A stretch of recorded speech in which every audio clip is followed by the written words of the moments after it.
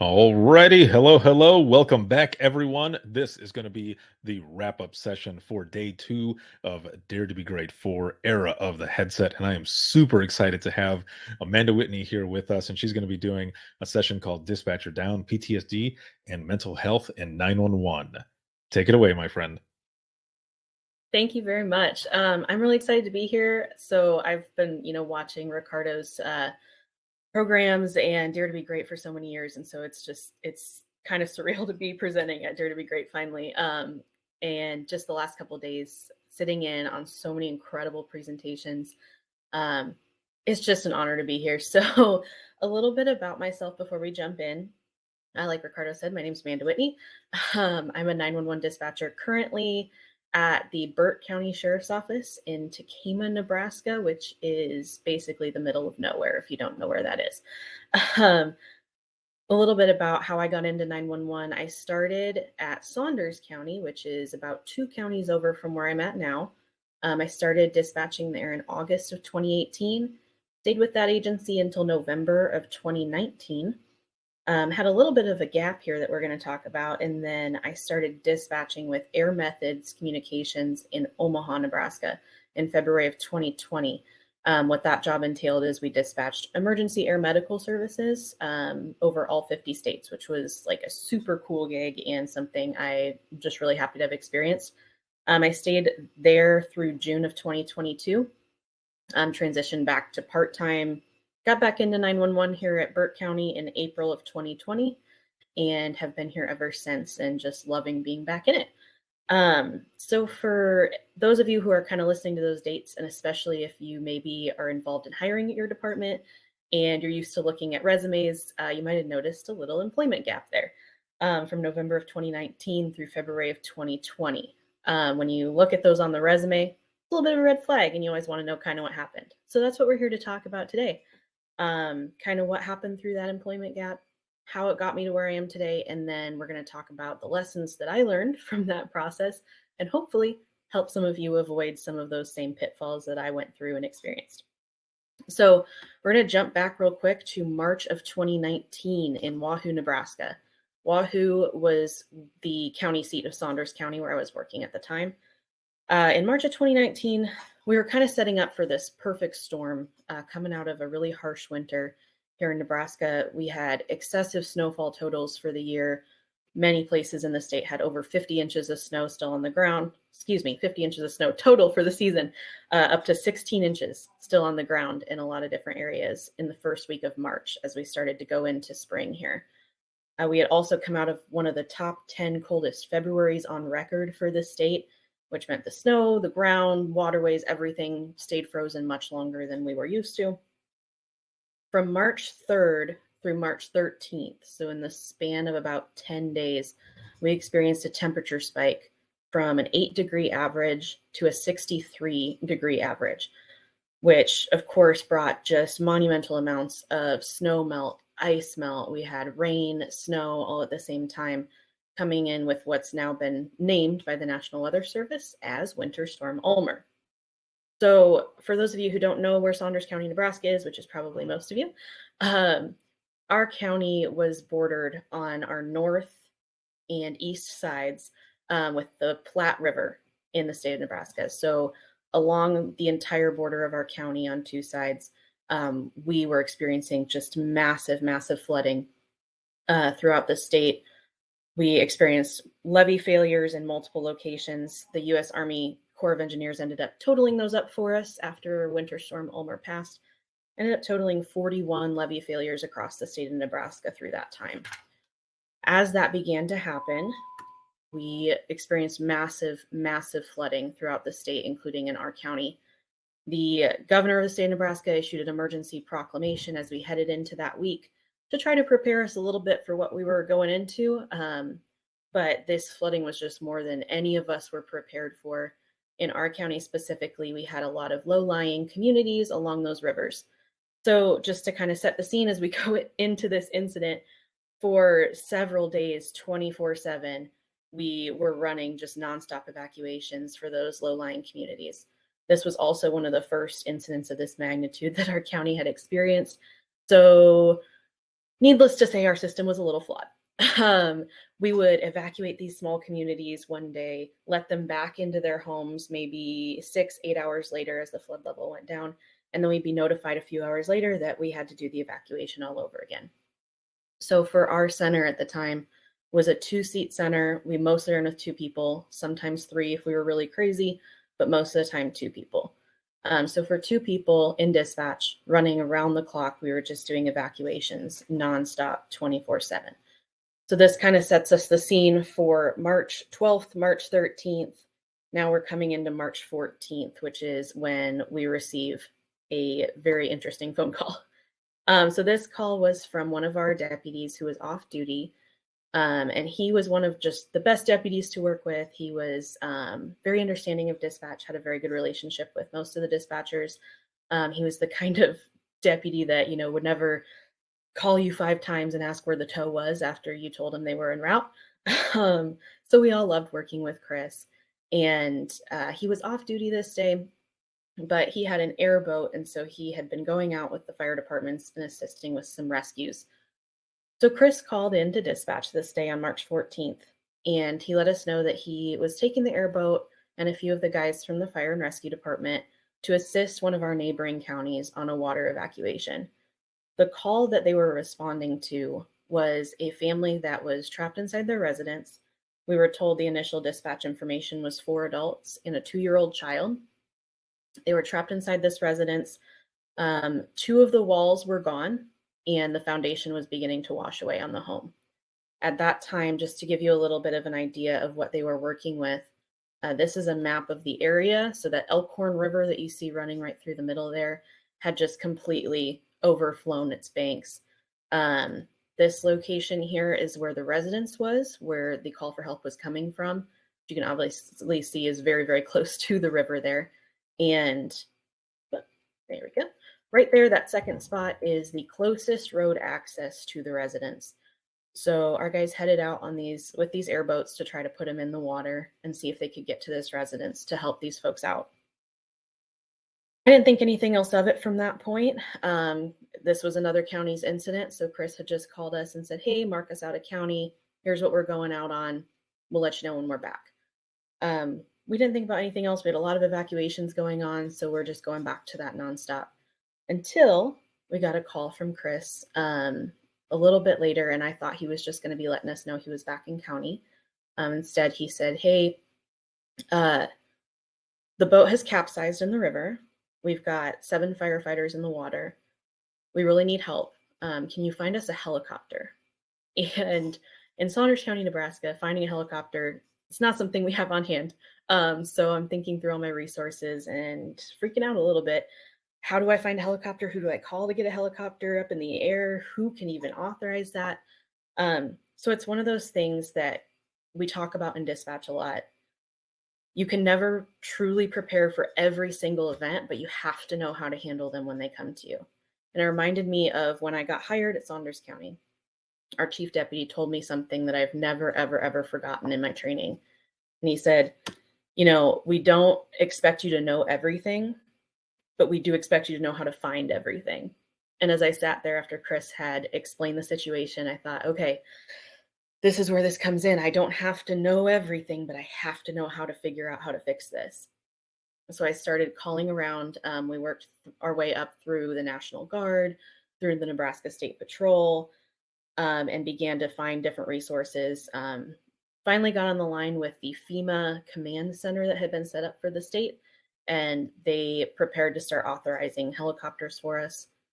I think the moment that it really hit me what we were dealing with was about 5 minutes after Chris's initial call. He called back in, and like I said earlier, Chris was the kind of guy that trusted dispatch wholeheartedly. He would never check back in and say, where's the tow truck? Are you sure you called them? What's the ETA? Did you dispatch rescue to this injury accident? He was never that guy. So he called back in 5 minutes after the initial call.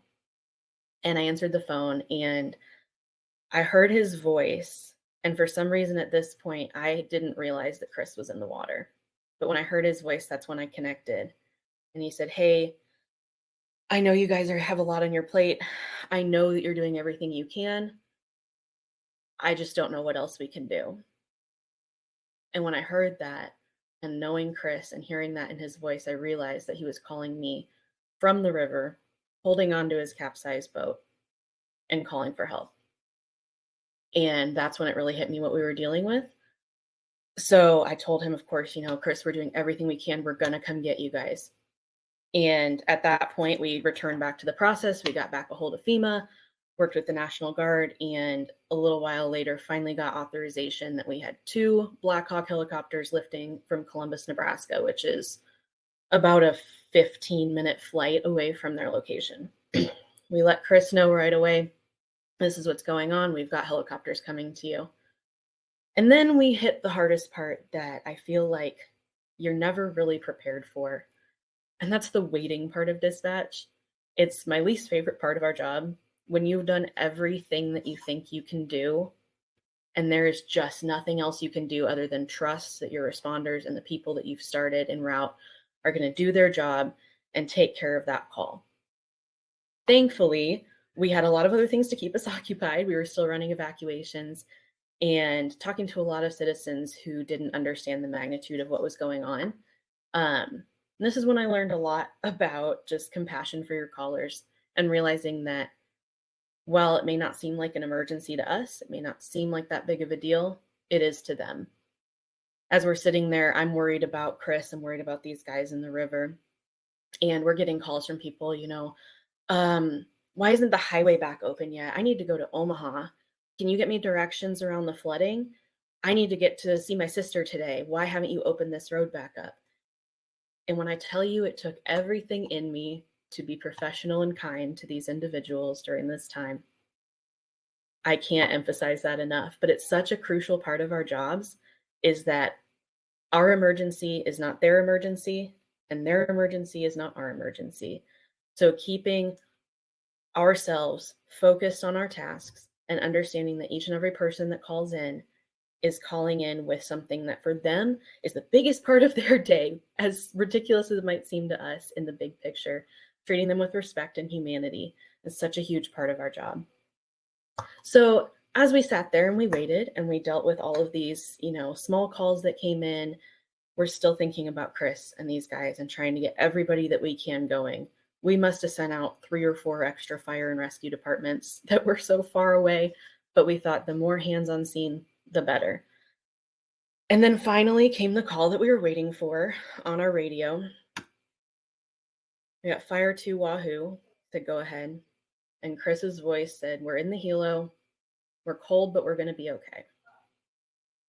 And I've never felt more relief in my life than I felt in that moment.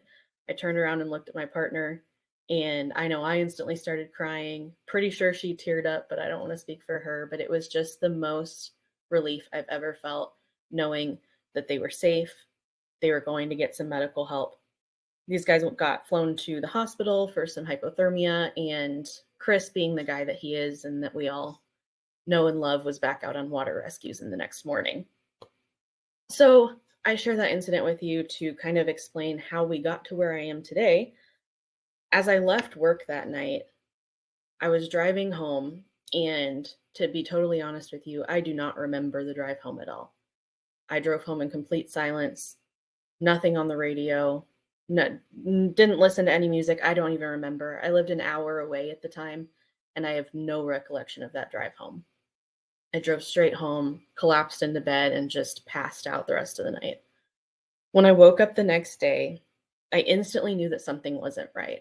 I'd had stressful calls before. I had had calls that kind of stuck with me, but I had never had a call that had physically affected me and given me physical symptoms days after the fact. So I woke up the next morning. I was exhausted. I couldn't eat. I tried to keep food down. I couldn't keep anything down. And this is where I probably made one of the few good decisions I made during this time. I reached out to our chief deputy, sent him a message, and I said, hey, if there's a call that I'm not handling well, what do I do? And he said, you call me. And so I called him, and we had a really good conversation. He referred me to our EAP program through the sheriff's office, which was fantastic. And he really did everything that he was supposed to do in that situation, which was absolutely amazing. I had the weekend off, So I pretty much spent the entire weekend laying in bed, doing pretty much nothing, and just really struggling to hold it together. I didn't know what was going on with me at the time, but I just knew something wasn't right. As I went back to work the next week, there were a few things that I had to tackle right away. One of the first things was I did have the opportunity to sit down with Chris a few days after the incident and go over everything that happened with him. It was one of the most beneficial things that happened throughout the entire process, was being able to hear his side of the situation, put it together with my side, and understand what we did, the impact that what we did had on him, the people that they were going to rescue, and all of that. It's really helpful to put together. The other thing was I started to attend the EAP sessions with a counselor in Wahoo, where our office was. One of the mistakes I did make in that situation was I only went to 2 sessions. So if you haven't been to counseling or therapy of any kind before, the first session is pretty much get to know you session. You don't really get into any of the nuts and bolts of what's going on.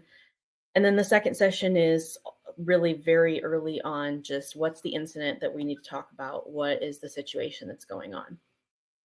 But by the time I had attended my second session of EAP, it was a month or more after the incident, and I thought I was fine. I felt great. I was keeping food down. I didn't have any of those physical reactions anymore. So I assumed that I was okay. Spoiler alert, I was not. But we'll get into that a little bit more here. So over the next few months, as I continued to work, I started to develop these symptoms that at the time I didn't know what they were. I didn't know what they were from. But as I look back over the things that happened during those following months, it's very, very clear to see the connection from that incident throughout these symptoms over the next few months. I experienced a lot of memory loss. There's a lot of time that I look back on that I can't remember the timeline. I can't remember specifics of different situations, whether it be calls at work or even days off my personal time. I had struggled to fall asleep at night. I had horrible insomnia. I had this unexplained depression that I couldn't really connect to anything. I also began to have a lot of really inappropriate emotional reactions to situations that just didn't call for that. I would get very, very angry or upset over situations that didn't need that reaction. So as I began to experience these over the next couple months, they really led me up this stairway to what I refer to as my first crisis night. Um, like I said, I had been attending the EAP and I chose to terminate that because I thought that I was okay and I didn't connect any of these symptoms. But as they began to add up, there was an incident at work that I had made a mistake. It was a small paperwork error that, as I look back at now, was not a big deal. My supervisor told me it wasn't a big deal. And somehow my mind worked in a weird way, and it convinced myself that this was the end. This was the end of my job. I could never go back. And I left work that night and I started driving. And I began to experience these spiraling thoughts, making these mechanical dissociative movements, experiencing time loss. I don't remember much of driving that night. But I ended up parked on a bridge over the interstate in Sarpy County, Nebraska. And as I was parked there is when I kind of came to and I realized where I was at. And all of these thoughts began to just overwhelm. And I thought, this is the end. I can't go back. I can't do this job ever again. I've made this horrible mistake. It's over. So I got out of my car and I walked over to the edge of the bridge and I had a seat. And as I sat there, I was crying and thinking about everything that was going on. And I just had myself completely convinced that there was no way out of this situation. And as I sat there, a few minutes later, as you might expect, a couple local deputies rolled up behind me and started walking over to me on the bridge. At that point, reality set in. I had immediate panic. I was still wearing my work uniform with my agency name on the chest there. And I thought, oh my gosh, if I wasn't done before, I'm done now. So I began to just immediately panic. But these deputies were absolutely amazing. They had me get off the bridge. We had really good conversation. they talked to me about the incident that had happened at work, and they said, I wouldn't worry about it. I think you're working this up into something that you don't need it to be, but you need to get help. And we talked about it. We made a safety plan for the night, and I was allowed to go home that evening. The next day, I was back at work, and I decided to make another attempt to reach out and get some help. I went into my supervisor's office, and I said, "Hey, I need to talk to you about something that happened last night. I'm not really sure what's going on, but I need you to know that I spent the night last night on a bridge over the interstate, and I think I might need some help." And she looked at me and she said, "Oh, honey, there's no need to be that upset." And I said, "Oh, okay, thank you." And I walked back out and sat down at my desk and completed my shift. And that was probably the hardest thing for me to ever hear, because I really, really wanted to get help that day. And when she responded to me in that way, I felt even more alone. I felt like I was on my own. I tried to reach out. I had done what I thought I could, and I felt like this was mine to fix now. This was my problem to figure out. So, over the next few months, my mental health continued to deteriorate. I began to have regular suicidal episodes. I would end up on the edge of a bridge, on the edge of a parking garage. I would end up states away with no memory of how I got there. This is what I've put together of the places that I remember ending up having suicidal crises at. Many of these locations, I ended up having law enforcement called to come speak with me. Some of these locations, I ended up going to the hospital. But as you can see, one of those locations is even Tulsa, Oklahoma. I have no recollection of ending up in Tulsa, Oklahoma. So as you can kind of see from this, at this point, my mental health was so fractured. I had no memory, very little control over my actions when these things were happening. So say that to point out how bad this was getting. And I want to remind you that during this time, I was still full-time working in dispatch, putting on a face that I was okay. I was going to work every day, handling crisis calls, and then I would leave at night, and I would end up driving for hours and hours and hours and ending up in a suicidal crisis at least once a week during this time. Now, leading up to this time, in October of 2019, so this initial incident with Chris was March of 2019. So we're months later down the road. I've been having crisis after crisis after crisis. October of 2019, I ended up finding out something that had happened with a coworker at the department that I was at. And I don't want to get into a lot of detail with that because I'm no longer with the department, and I really do have a lot of positive experiences there. But there was something going on that I felt was a huge, huge safety issue with a coworker that was going on at the time. In my mental state, I took on this problem as my problem. I convinced myself that I had to fix it. It was my responsibility. If something happens, it's my fault. So I left work that night and I started driving again, hours and hours and hours, and just experiencing those spiraling thoughts yet again. And as I was driving, my thoughts went from, this is a horrible situation, it needs to be fixed, to, you have to fix it, it's your responsibility, it's your fault, to, if you can't fix this, what are you even doing here? To, you should just kill yourself. And I went down that trail of thinking so, so fast. I remember driving on the interstate outside of Lincoln, Nebraska, and spiraling into that thought, you should kill yourself. You should kill yourself. And one of the things in all of these previous incidents that I had taken comfort in was that I had the intent, I had suicidal intent. In a lot of cases, I had suicidal plan, but in most of these cases, I didn't have the means to carry out that plan.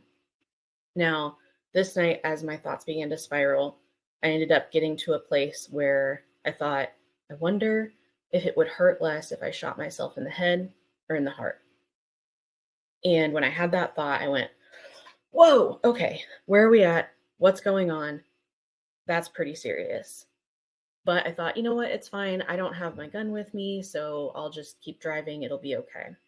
And then I remembered that I did have my gun in the back of the car. I had put it in there to go to the range a few days prior and forgotten to take it out. So as I'm driving, I realize I have the intent, I have the plan, and now I have the means to carry this out. Is tonight the night? Maybe tonight's the night that I finally do this. So I pulled off at a way station in Waverly, Nebraska, and pulled off to the side of the road. And I thought, I'm going to make one last ditch effort because you know what? If tonight's the night, what's it hurt to try to reach out one last time? I ended up texting a crisis hotline and just spilled everything to them. I told them the initial incident that had happened, what had been going on for all of these months, where my frame of mind was. And then we finally got to the point where they shared that they asked if I had a plan. And I told them, yes, I'm planning to shoot myself. And they said, okay, do you have a gun with you? And I said, yes. And at that point, of course, they said, we're going to need to notify local emergency services. And they said, are you willing to call 911 yourself for help? I thought about it and I said, yeah, I am. So I disconnected with them and I called our local 911 center and told them, this is what's going on. I really think I need help. I have a gun with me in the vehicle and I want to use it. They, of course, immediately dispatched out law enforcement. And as I sat there and waited, my mind went through how far I had come from March when I was doing well. I was in 911. I was loving it, to how am I here right now? What is really going on? And I thought about leaving probably 10 times before those deputies showed up, but they pulled up behind me. And as dispatchers, we're probably all familiar with the felony stop process where they call people out of the vehicle, have them walk back. I had a firearm in the vehicle. So of course, that's the process that we went through. And when I tell you that that was one of the most humiliating and awful experiences of my life, I can't explain how that felt to me. I remember being placed in the back of the patrol vehicle and I lost it. I sat there and I cried and I thought, how did I get to this point? I'm not the bad guy here. I'm one of the good guys. I'm supposed to be on the other side of this call. I'm not supposed to be the problem here. And this was truly a rock bottom moment for me. But thankfully, the deputies that came out with Lancaster County were just amazing. They were positive, they were professional and so encouraging. They listened to my whole story and were so, so kind. They took me to the hospital there in Lincoln for a mental health evaluation. I went in and I spoke with the nurses and the doctors and everything. And we talk a lot about EPCs, whatever it's called, where you guys work, emergency protective custody. We do those a lot, but I think a lot of us don't understand what really happens after law enforcement's involvement. And this specific night was a perfect example. I was brought to the hospital around 2:00 in the morning, and I was out of the hospital in less than 4 hours with my firearm. And I walked away that day, and I had to work that night. And so I just figured I would be okay. It was just another crisis. I would get through it. I went to work that night for my shift. And I walked in and I spoke with one of my partners and friends that was there in dispatch. And I told her everything that had happened. I was in the hospital. I'd gotten picked up by law enforcement and I didn't know what to do. After that, I sent an email to our sheriff, our chief deputy, and my supervisor. And I said, hey, this is what's going on. I need help. I need to talk to you guys because this cannot continue. And it's getting to the point where I can't even function on a day-to-day basis. We had a meeting a few days later with the command staff, and I was scheduled a psych eval and placed on admin leave at the time. One of the things that they told me was through the psych eval to, be honest with this lady. This is for you. This is to help you. Don't worry about your job. This is just to help you. If I could say one thing to supervisors in this situation, you need to be honest with people. This is going to affect their employment. Yes, we want them to get help. Yes, we want them to get better, but do not give them false hope in this situation. So I went to the psych eval. I was brutally honest with this woman. I told her everything that had been going on. And I returned to admin leave. I was placed on admin leave for an undetermined amount of time. What that time ended up being was about a month. During that month, I had no contact with my agency. I reached out a couple times to ask for a status on my psych eval, and I was told, we don't know, we're waiting. But I left my agency at a point where I wanted to die. I was at home in my apartment alone for a month with no follow up, no contact, no concerns, and no check in. And when I tell you that was one of the hardest and most devastating time periods of my life, because I already felt so alone and so isolated. And now I had just lost so much of my support system. And I was no longer around the people that I worked with every day that would encourage me and would help me with those calls and would help me process those things. During that time, I was in a full-on depressive state. I barely left my apartment. If you think of the TV show Hoarders, it's about what my apartment looked like. I was ordering in fast food every day. I didn't want to leave. Throw the wrappers on the ground. It was a horrible time of my life. And this went on for about a month, the entire time that I was on admin leave. Until the Tuesday before Thanksgiving, 2019, I got a phone call from the sheriff. And I answered it and I thought, oh my gosh, here it is. Yes, I can finally go back. This is fantastic. And he said, hey, we got the results back from your psych eval. They're not great. And it would be best if you didn't continue your employment with our agency. You'll receive a termination letter in the mail in about a week. And after sitting on my own for a month, I thought, oh my God, this is it. But I have nothing else at this point. I hung up the phone. I called a few coworkers that I had good relationships with to say goodbye. I loved working with you. It was a great experience, but I'm not coming back. And I went over to my sister's house. Through all of this experience that I've had, my sister has always, always, always been my constant support. She's always been there to pick me up in the middle of the night when I need help. She's been amazing. So I went to my sister's house that night and I sat on her couch and I cried for like 3 hours. And then I left her house and started writing my suicide note in my phone. As I began to drive, I had drafted my suicide note and was ready to go. I called an acquaintance of mine that worked with Lancaster County and told him, hey, I just think someone should know. I've written a suicide note. I'm going to do it. I just think someone should know. And I decided it should be you. So as I drove, as luck would have it, I was driving during the height of DUI grant season and I had a headlight out. So I got pulled over for my headlight. And as I was sitting there talking to the officer, the deputy that I had called to tell about my suicide note heard my name go over the radio on this traffic stop. And he called the officer that was on the stop with me and he said, hey, you can't let her go. This is what's going on. You need to ask her about it. You need to get more information. So the officer came back up to my window and he said, hey, I'm letting you go with a warning for your headlight, but I hear there's something else we might need to talk about tonight. And he asked me if I had written a suicide note. And I said, yeah, I have. So I gave him the note and he read it. And that night I ended up getting EPC'd or taken into emergency protective custody and went to the mental health crisis facility there in Lincoln. At that crisis facility, I was there for about 36 hours. It was the worst 36 hours of my life. It was absolute rock bottom.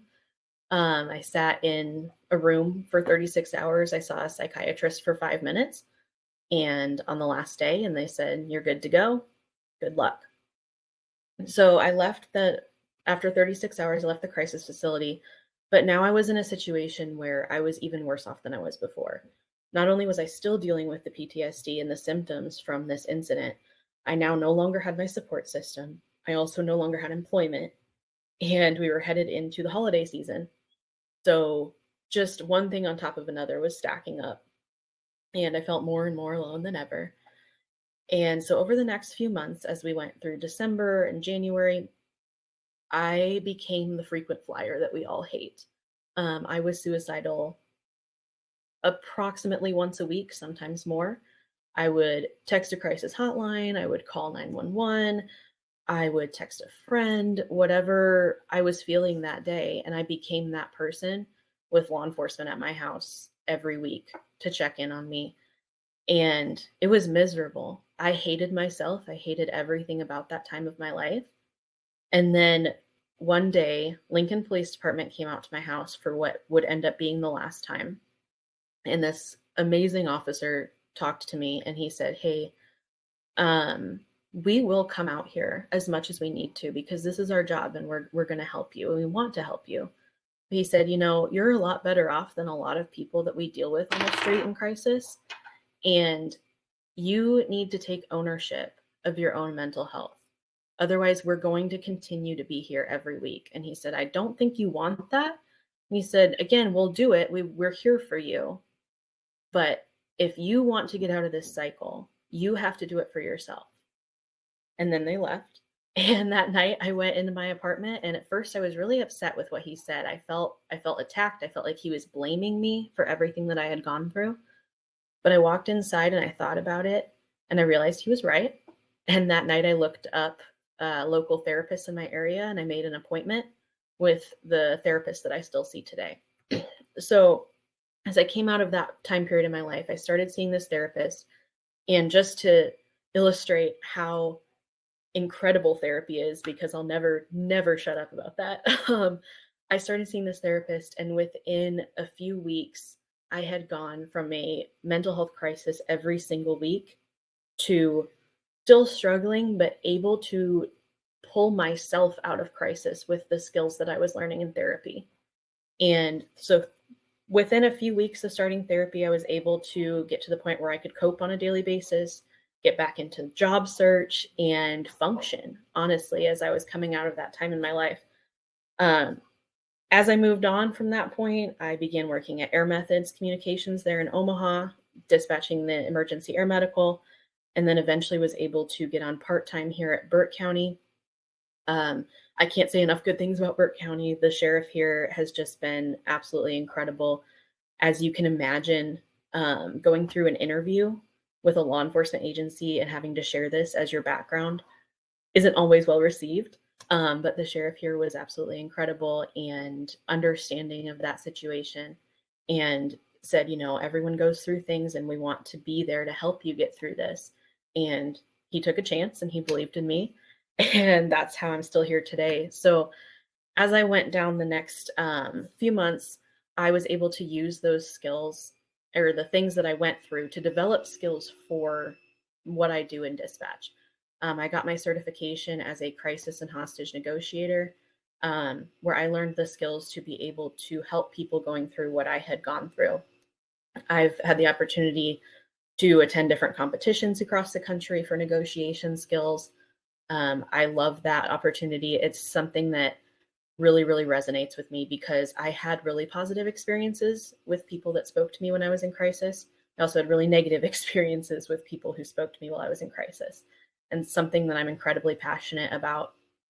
One of my favorite full circle moments from all of this was a time that I was at a negotiation training in Iowa, and I looked across the room and I saw this officer with Omaha Police Department sitting there with his team. And I remembered him because he and his partner had responded to a call where I was sitting on a bridge planning to jump over the interstate. And he had talked me off the bridge, taken me to the hospital, and gotten me some help. And so I went up to him at this training event and I said, "Hey, I don't know if you remember me. I was the dispatcher that you talked off the edge of a bridge over the interstate." And it was just one of the most amazing full circle moments of my life to be able to connect with him and realize that I had come from wanting to end my own life to now training alongside the same people that brought me out of that place. So I love telling that story because it really kind of illustrates just coming from absolutely rock bottom and where you may not see a way back to 911, or even if it's not 911, just helping other people and using those lived experiences. But as we move on from my story, how does this apply to each of us and what are the lessons that we can take home to our own departments? One of the things that I like to talk about a lot is dispatch as the forgotten first responders. We see a lot of mental health resources out there for law enforcement, for fire, for rescue, but there's very, very few resources out there that are specifically oriented towards dispatch. One of the reasons I love opportunities like Dare to Be Great, because we get to come together as dispatchers and see what each other has to bring to the table, and a lot of really awesome resources out there. Like Sarah earlier with Thin Line Consulting, she had such an amazing presentation and just really dispatch oriented resources and dispatch oriented tips and tricks that can help us cope on a daily basis with what we do. One of the things that I have found along my research, and I apologize, I don't remember which college did this study, but someone did a study that says that 32% of the average call types that dispatchers take on a daily basis result in peritraumatic distress. Peritraumatic distress is not necessarily something that will develop into PTSD, but it is very often a precursor to PTSD. It's defined as the initial feeling of distress and emotionality often experienced during or immediately after an incident. 32%. 32% of our calls on a daily basis result in peritraumatic distress.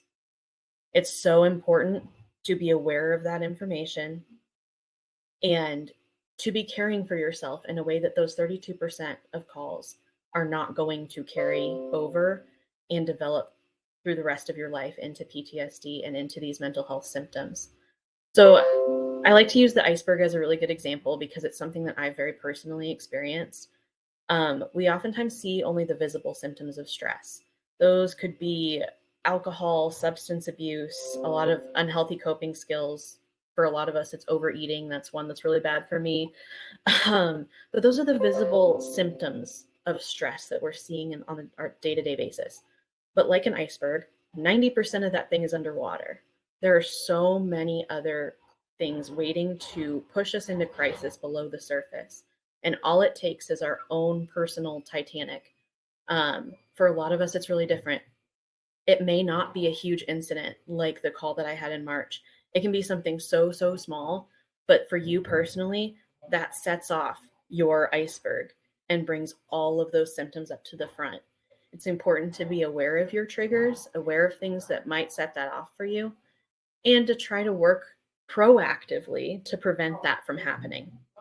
So as we move into how to be proactive and how to care for our mental health and to care for those around us, and talk about the warning signs that we can look for. Warning signs that we can look for in ourselves. One of the big ones for me was intrusive memories. It's normal after a call to think about it, to go through it in your mind, to break it down. But if that call is coming up on its own and you are not thinking about it and sitting down and going, okay, how could I have handled that call better? But you're sitting there laying in bed in the middle of the night and that call is right there. You're sitting down to dinner with your family and that call is right there. That's an intrusive memory, and that's a really big warning sign that we might need to do some processing of that call, because it's probably going to sit there below the surface and just wait for something to trigger it and bring it back up. Now, we can also help our coworkers look for warning signs in their own lives. A lot of times I talked about those unusual emotional reactions that I experienced. You might notice that one of your coworkers who normally is really positive, upbeat, and supportive, maybe one day they're just snapping at everybody. Those are things that we can check in on each other and say, hey, are you good? Is there anything that you want to talk about or that I can help you with? Avoiding talking about the event.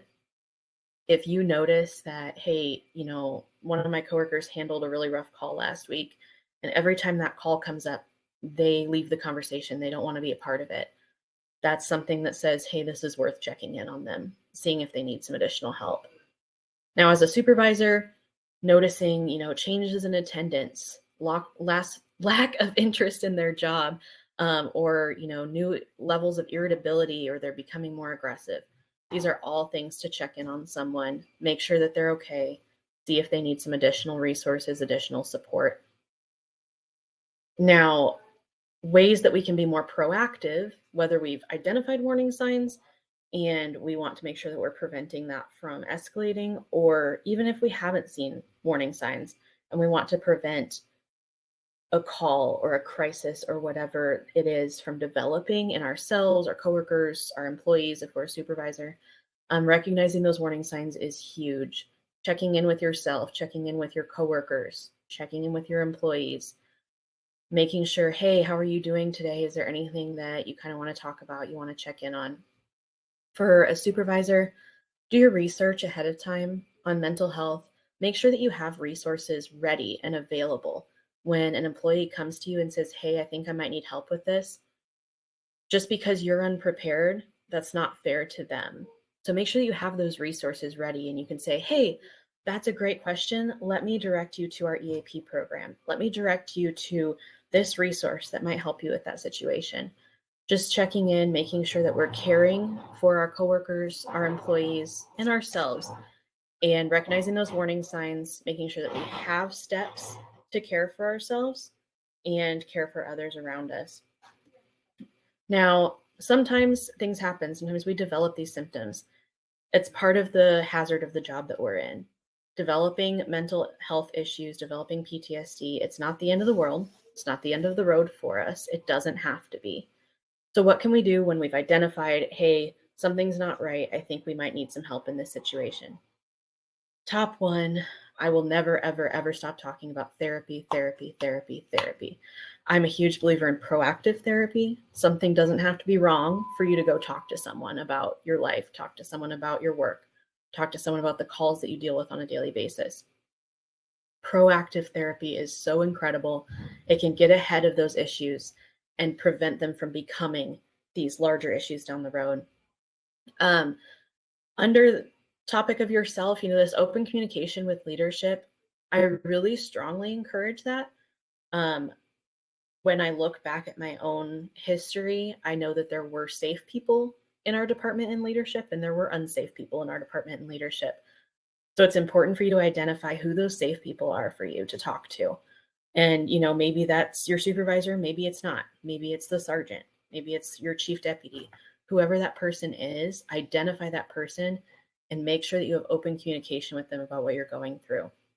Whether that's just shooting them a text and saying, hey, I handled this call last night and it's just really sticking with me. Can we talk about it next week? Or could you just check in with me in a couple weeks on this call? I'm really having a hard time processing it. But keep reaching out. Don't get discouraged when you don't get the reaction that you should from someone. One of the things that I really wish I would have done when I got that reaction from my supervisor is I shouldn't have shut down in that moment. I should have said, okay, this person wasn't a safe person to go to for help. Let's identify someone else who is and try this again.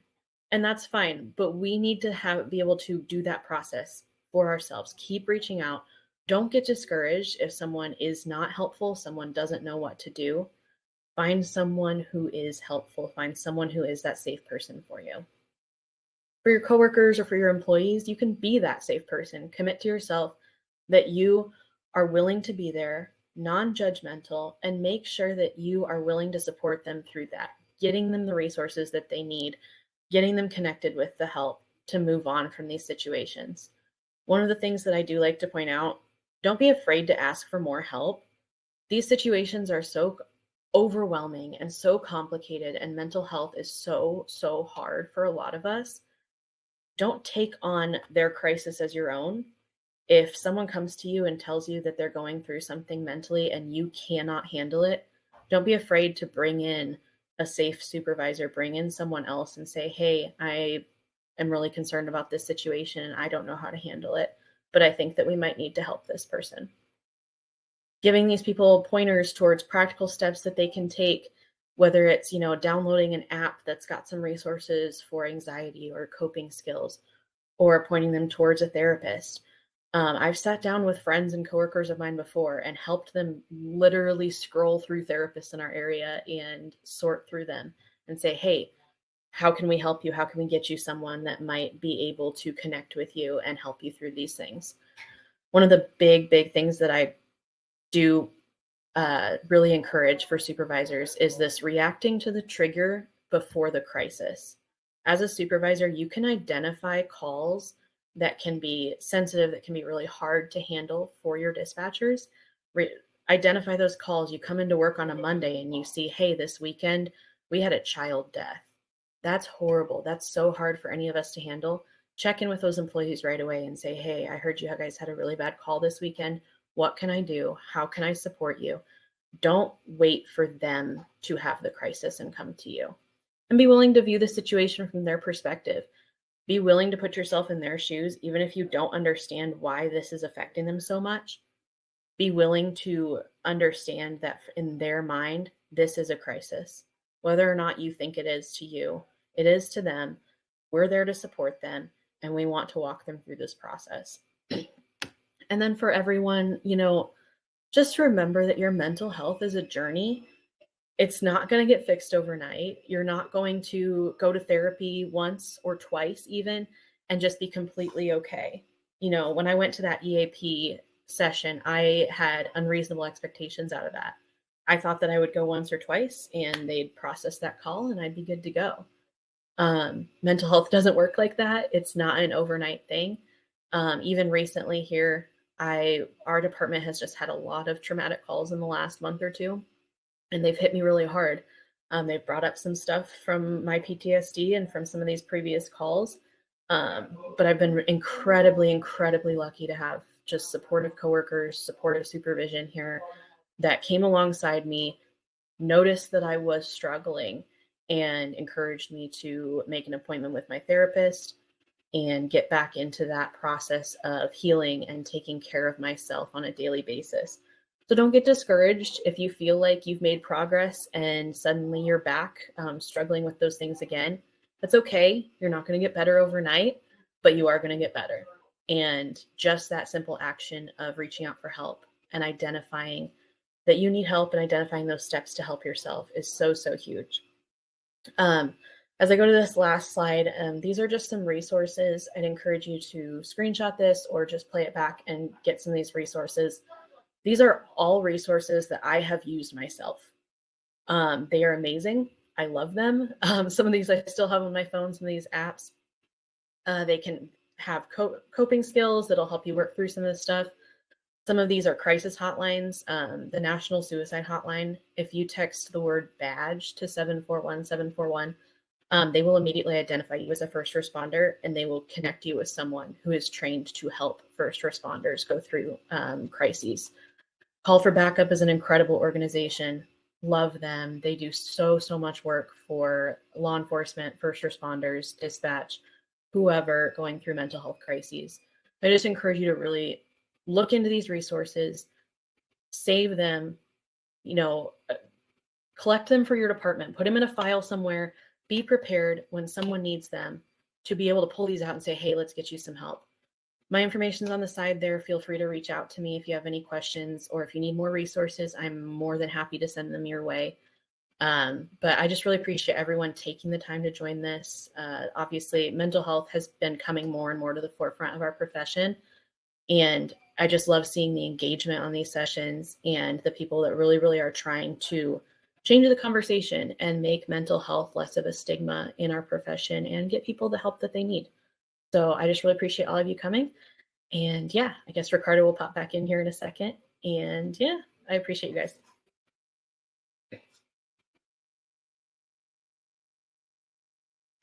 So I echo what Pamela just put there in her hashtag there, standing ovation.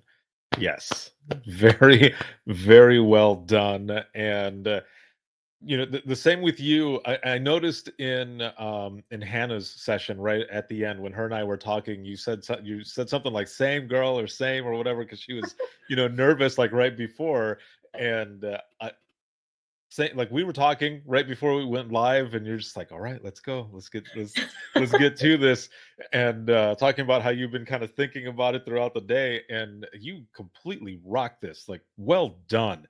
And yes, echo Leslie as well. Bravo. That Man, I can't say enough. This was very excited for this session, and just you have a powerful story, and I'm so happy that that you're here with us to share this. And I feel personally blessed to have met you and have heard your story. And we did an episode, and you shared your story there, and again, it was powerful there. It was hard for me to hold back my emotion when you were telling the part of your story where you had met up with the officer, and you had that moment, and it was just full circle. And now you're helping others, and it's amazing. So thank you so much. Thank you. This was an incredible opportunity. I love sharing this stuff. So thank you very much. Yeah, no, thank you again. Thank you. I mean, just if you get a chance, and I know, like we were talking in the beginning, I tell all the speakers, I say, you can look in the comments and comment, say something back if you want to, or if you don't want to break up the flow or whichever, just continue going. But if you get a chance, and if you have not, we're not watching a lot of it. I mean, just go back and look at some of these comments, how there's so much support here from everyone. And I'm just going to scroll back up. I mean, like Roxy, so amazing. You're a beautiful soul. People saying thank you. Great information. Such a wonderful, powerful session. Nebraska Girls Unite, it says here. That's awesome. And just everything. Don't stop. Continue sharing this, and others who are watching this, whether you're watching right now live or watching in the replay, take this information down. And if you have any questions or anything, Amanda's here. Thank you. Awesome. Awesome session. And one of the best parts too is that this is available forever. Like, people can register whenever they want to, and they can come and look at these and view these sessions over and over and over. And just a powerful message for those who are watching. This is the wrap of day 2. And when you had submitted this session, and I was putting everything together, I knew that you had to be the one for this day to wrap it up, because of your story, and you're just an awesome person to begin with. So again, I know I keep saying it, but thank you. Thank you. So we are going into the wrap up of this. Usually there is an After the Greatness live broadcast that I do, but I'm going to not do that one for today. I'm actually going to do an epic one tomorrow to wrap up the entire event, Dare to Be Great 4 era of the headset. So please tune in tomorrow for the last day of Dare to Be Great. And we are going to be starting it off bright and early at 8 in the morning with the amazing Roxy Van Gundy. Van Gundy, she's our keynote, and there's going to be tons of powerful sessions going on for the rest of the day. And then we're going to have an epic After the Greatness / open mic live, where we're going to be doing some giveaways, and the epic giveaway as well that's going to be going on. So please make sure to tune into that. And everyone have an excellent night, and we will see you tomorrow. Have a good one.